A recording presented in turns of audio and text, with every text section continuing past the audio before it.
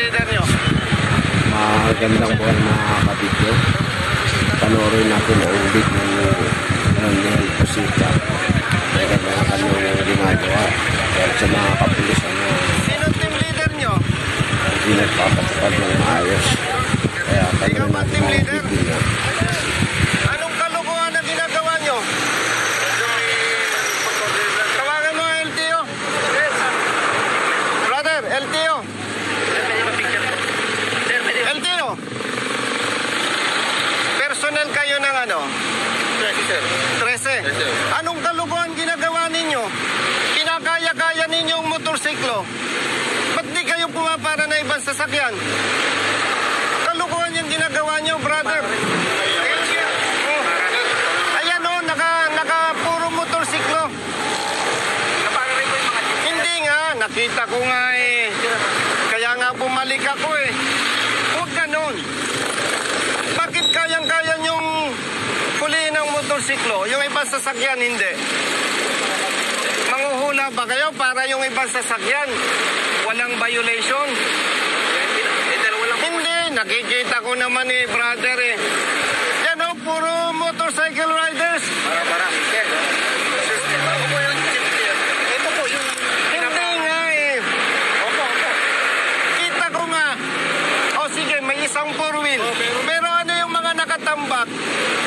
Sergeant Aquino. Sergeant Aquino. Nakakapikon kayo eh. Masyado ninyong kinakaya-kaya ang mga riders eh. Duwag ba kayo? Oh, ikaw, tanungin kita. Gusto mo ba sabihin ang kriminal sa hanay lang ng riders? Oh, sino yung mga nangaambus? Anong ginagamit na sasakyan? Four wheel. Oh, bakit ganyan ang ginagawa ninyo? Saan ka? Sa Region 4? Hindi po, naik po. Naik?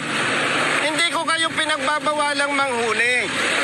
Hindi ko kayo pinagbabawalang manita. Kasi law enforcement. Pero nakakabwisit yung ginagawa ninyo. Riders lang kinakaya-kaya nyo. Oh, nakakabwisit kayo eh.